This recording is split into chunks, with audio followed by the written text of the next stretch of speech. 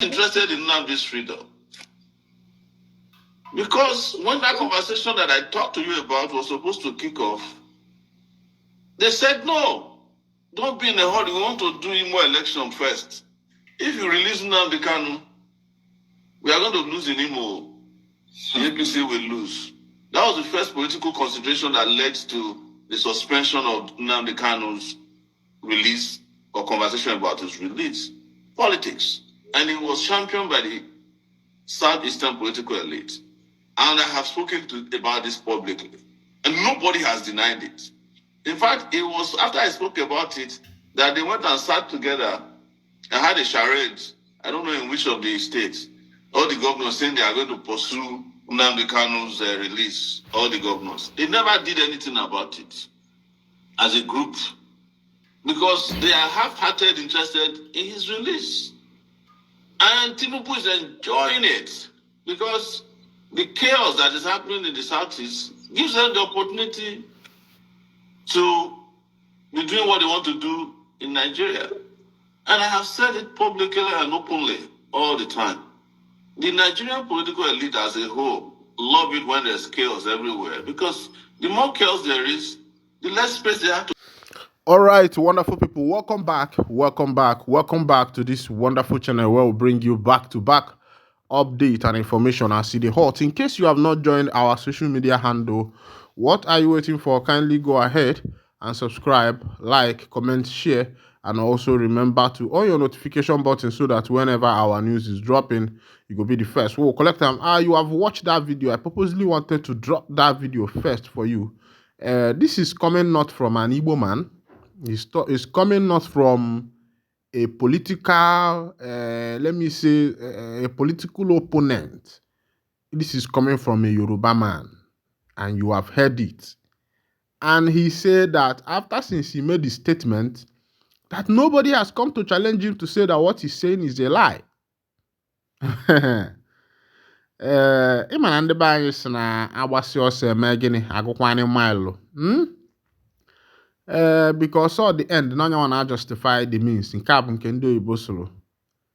Look at what Igbo politicians are doing. You know, some of you, when I say some things on this channel, you will think that I don't have my information right. But somehow, I have this, I have this, mind of analyzing things, seeing what is happening ahead.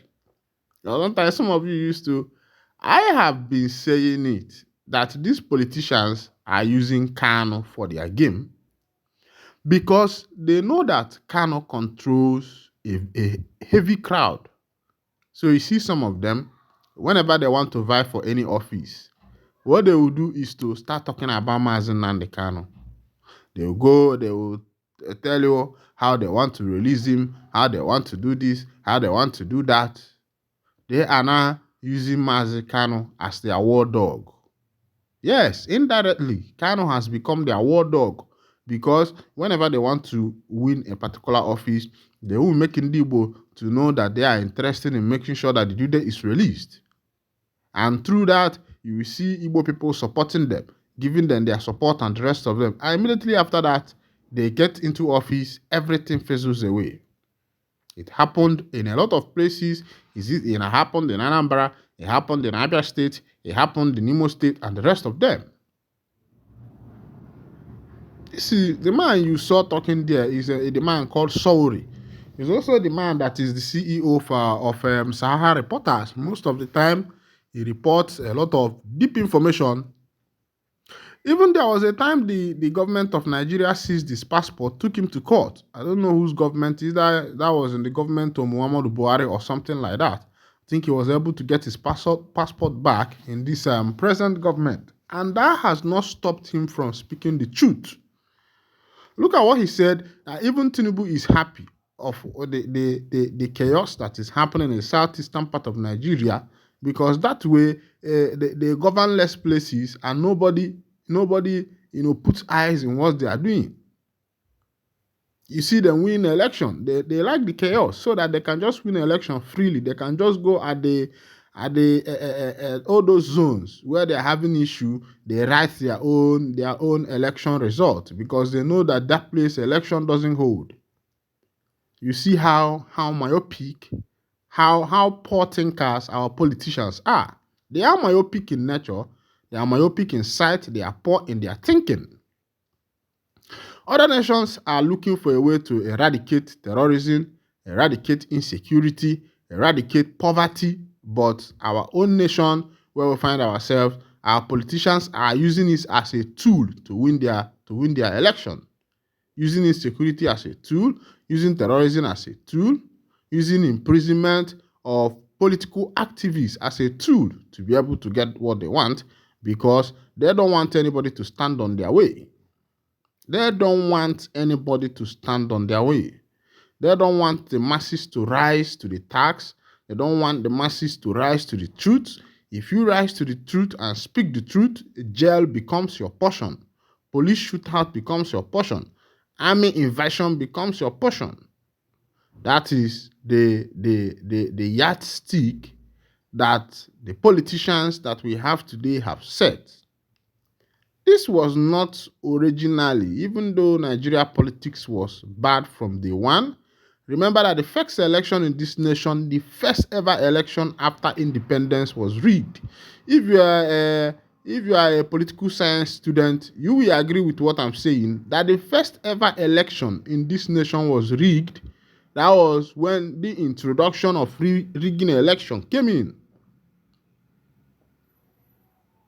It was not even only the black man. It was in collaboration with the black man and the white man, because the white man wanted to put a man who they knew they can manipulate in that place, and they know the people they could manipulate, and these are the people that are still in power up until now, because these people are manipulatable. You can bend them. I'm telling you, you don't know why these people are very afraid of having an Igbo man as the president, because they know that an Igbo man has one decision. If he wants to do good, he does good. If he wants to do bad, he do bad. An Igbo man is not someone you can just bend anyhow. So they felt that putting this kind of people into power are risk to them. Meanwhile, let me drop another video for you. On this particular video, these are the liaison office of the Biafra Republic government in exile in Malaysia. They are doing their celebration and the rest of them. Just watch the video as I will come back to you. So Ajana Malaysia, Ajana Nigeria, Ajana Biafra. As now, no other Mukim Mother. Isa. Nigeria is in a $100. Isa. Biafra can you rule and not just Isa. So you can you look at Biafra, well, this United States of Biafra. More worship from the level. So, what I know. You rise in the state, I see the campaigns in the two program and the Islamic. Yes, sir. It's so that you can gas on the give the money. So, no, in Guyana, from Guyana, yes, sir. No, Kenya, yes, sir. So, when you are the program and Malaysia, why can you back? I'll be like, and even you won't be able to ever Malaysia. That's a large of but you would be home. I cannot do music. Nigeria, 11 to 14 to 18 hours. You know, I do use now. So I have been to Malaysia and now Baba. Yes, sir. Just like I need to Biafra. Yes, sir. And we are changing our identity and we are changing our passport. Yes, sir. And don't trust me, we are not Malaysia, not to Panama and a boat, not to go and Nigeria and I Biafra. Yes, sir. Before me, the government. Oh, yeah. What I get, we are going to put your ambassador. When I check who we are from Biafra, I was a Biafra. If facing that continue at the end of the day, if he fell. So when I get we may have that friend, may with the Zoom. We talk me had that friend, with the Zoom. Each when a personal feelings about can of any Biafra more because one for people are giving their life. So always more was that. All right, welcome back. You've seen that video. But there's another info. This one is very funny. I want to drop now. It's a video. is a video of a pastor in one state like that have been natara ndị choir chorister. And the one that broke the camel back recently was that the man slept with a woman that has 3 kids. And according to the info, she has been sleeping with this woman for 11 years. And this pastor was the one who joined this woman and the husband in their holy matrimonial home, the holy matrimonial wedding. Ihe na-eme n'ụwa, ihe na-eme, ihe na-eme, ihe na-eme n'ime ụwa taa, ihe na-eme, ihe na-eme, ihe na-eme n'ime ụwa taa. All right. I'll drop the video for you because all these church patronizers, apart from all Orthodox church that we know, there are all the reverends in Orthodox church. They do, but he me like that can be Pentecostal because an Orthodox church reverend is doing, but he knows that somehow the bishop is the overseer. And somehow, if the bishop catch him, his career has ended. So I think that has helped to put Orthodox pastors and reverends under a certain level of regulation. But for these Pentecostals, my brother, you see somebody, if the person is hungry, they will go and open church. Even in Alibo now, onye mecha hook up. Yeah, got mepe as a one. Then another one on Roibo. After going for Oroibo, Alabeke, many places they come back without nothing. They will tell you that the gods have called them. And that's why they came back broke. And they have now started their shrine. And to your greatest surprise, more time you see them making money because people are gullible. People want to hear where they will tell them who is killing them and who is not killing them. Look at the pastor. The man you are seeing on the screen is the pastor we are talking about. He is the pastor that slept with a woman for 11 years. And he was the one who wedded this woman and the husband in their matrimonial home. Ihe na-eme n'ụwa mana ọ nke makwa ị ga-akọfuni maka na adịghị esieli ike. When I see watch the video, even though they were not speaking English, but at the end they will still speak small English. But I had to, let you know what the man is, what the people are talking about. The man they are holding his waist and his belt is a pastor. As you can see, he's a handsome, cute pastor. And he's using, instead of using his hands up to Holy Ghost, praying for fire to come down.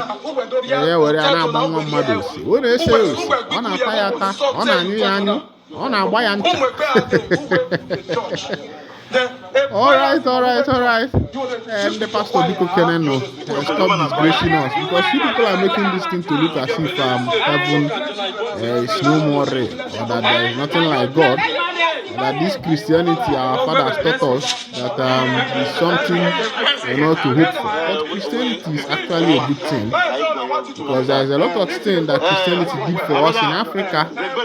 Things like the killing of twins that was eradicated by Mary Slessor. And there are other things, like those days there are some shrines that take human head. Even some kings, when they die, they are buried with human head. But all those things are no more. They have gone into extinction. All these things, kudos to Christianity. Even education. Most of the old professors we have, they went to all these seminary schools or schools that were owned by a church, either a Catholic church or Anglican church, Methodist church or Orthodox church. Watch the video in full and manachi atakwano.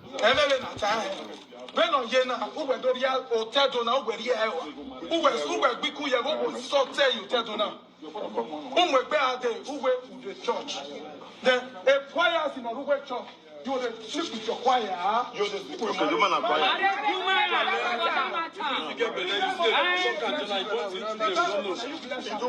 Can you bless the marriage? Oh, we will bless it.